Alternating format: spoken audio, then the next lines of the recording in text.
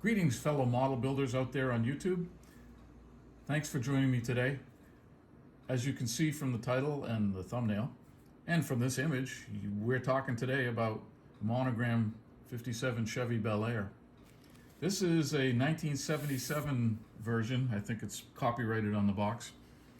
I purchased this a couple months ago from a gentleman from Craigslist listing, and he portrayed everything as being in perfect condition, all the kits in the collection, and well, I shouldn't have taken him at his word, but live and learn.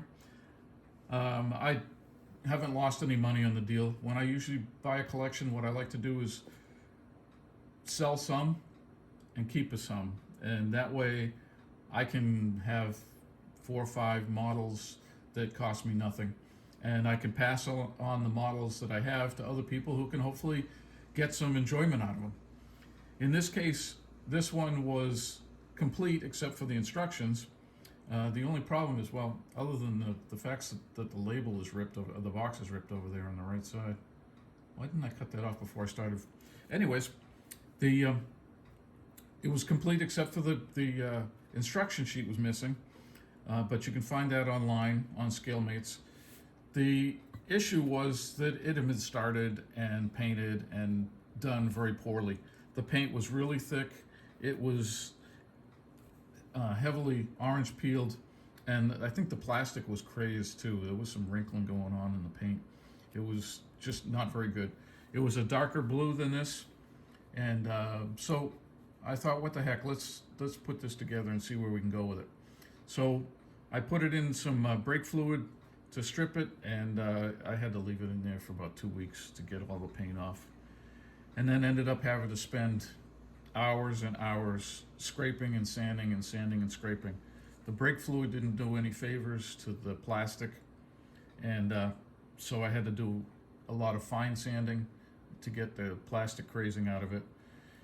And another problem I had with this, well, another thing was that the assembly had been begun, so the engine was partially assembled, I think, and it was painted some oddball color. So I stripped that down. Actually, no, I didn't strip it down. I just painted it orange right over whatever paint he had on it, because it doesn't really matter. The other issue I had, other than that, and the chassis was, I'll show you.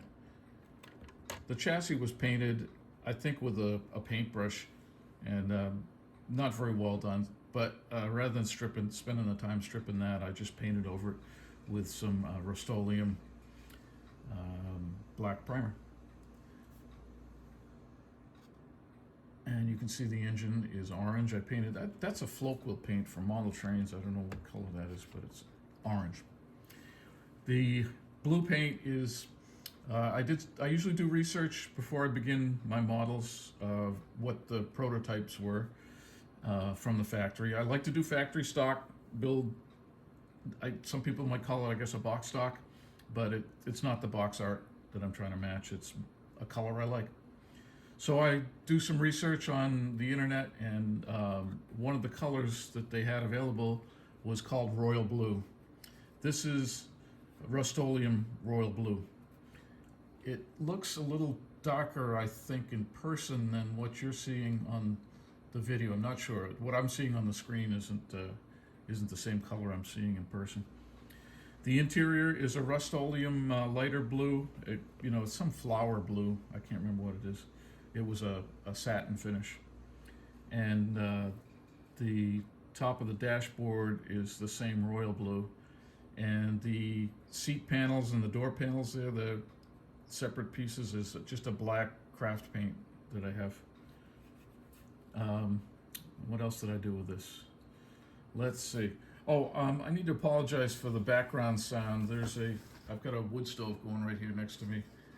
It's fall here in Vermont, and gotta have the heat. I'll show you the engine here if I can get the toothpick into position. There we go. You gonna hold it?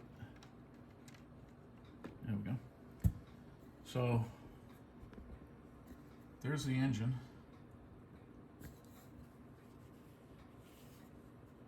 I didn't do any detailing on it, just painted it.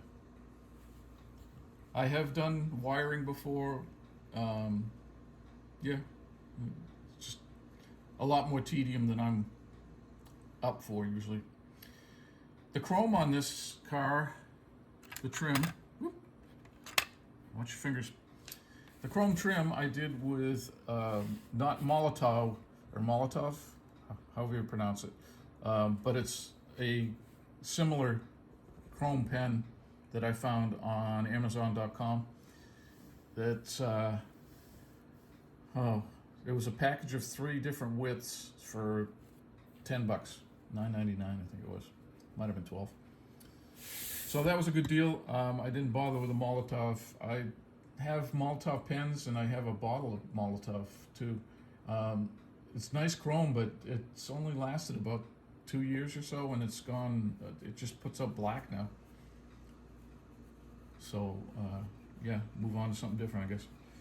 I have very shaky hands. I don't know if you noticed that earlier, but doing the striping, the chrome on a car like this is really tedious for me. It's really hard, and so I tend to procrastinate on that kind of stuff. I can do it for a half an hour or so, and then I have to take a break. And even so, you can see there's a lot of issues with places that I really didn't get good coverage. But I'm not going to go back. Can you see my fingers? It's moving a little bit now. That's my good hand. My bad hand shakes even worse. So yeah, I used chrome pens. I think I'm going to have to go to trying some bare metal. I've done bare metal before, but cutting the bare metal is just as difficult for me with an unsteady hand as doing the chrome pen. So don't know what I'm going to do. Yeah, there she be. I got the antenna on there. That's a guitar string, or a piece of a guitar string, and that's what I use for that. On this project, as I said earlier, one of the things that I find very difficult is the final assembly, the chrome around the trim, that kind of stuff. Because I'm afraid when I get a good finish on the car like that, I think that's pretty good. It's a heck of a lot better than it used to be. I'm just afraid I'm going to ruin the finish, and so it's very, very stressful. And I don't like my hobbies to be stressful, so I tend to put it off. So what I did with this kit is I said, I like to start the kits. I like to get the engine and the chassis and the wheels and tires, and I like doing the research on the colors and things like that. But I don't like doing the final assembly. So why don't I just, while I'm doing the final assembly on this one, and like doing a chrome pen, you don't want to do the whole car, because what happens is you put your finger on that wet paint and then you get it on the door, or you get it on the roof, or you get it on, yeah. Ask me how I know. So what I decided to do in this situation was to start another project. And for that project, in between the times when I was getting really stressed out about doing the chrome, I started doing this 1940 Ford Coupe.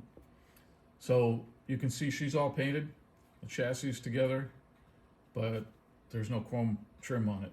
So the stressful stuff is coming up. I got to paint, hopefully this afternoon I'll paint the running boards black.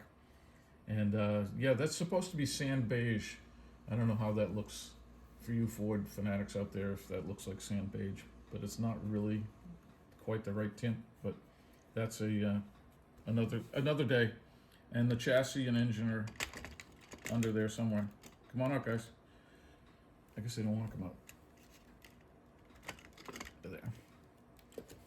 So the engine and chassis are all ready. So what I'm going to do now that the Chevy is done, I'm going to work on the Ford, and the next project I'll start building the chassis on.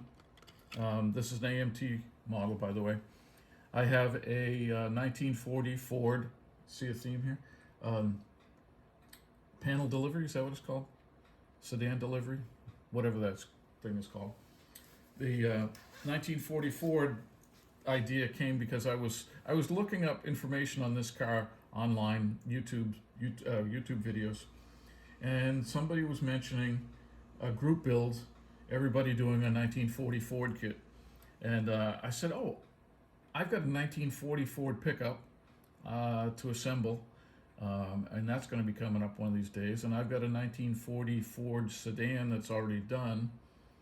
Why don't I get a coupe and the panel delivery, and I'll have a whole series for myself.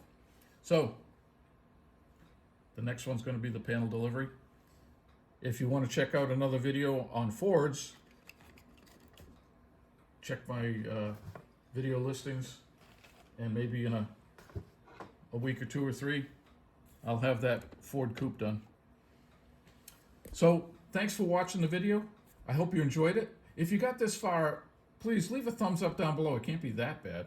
If you have any suggestions or comments or questions, put them down below and I will do my best to answer. Oh, the sun's coming out now. It's been cloudy all day. I'll do my best to answer your questions. I do listen to your suggestions and comments, and I take them to heart. I do the best I can. So thanks for watching.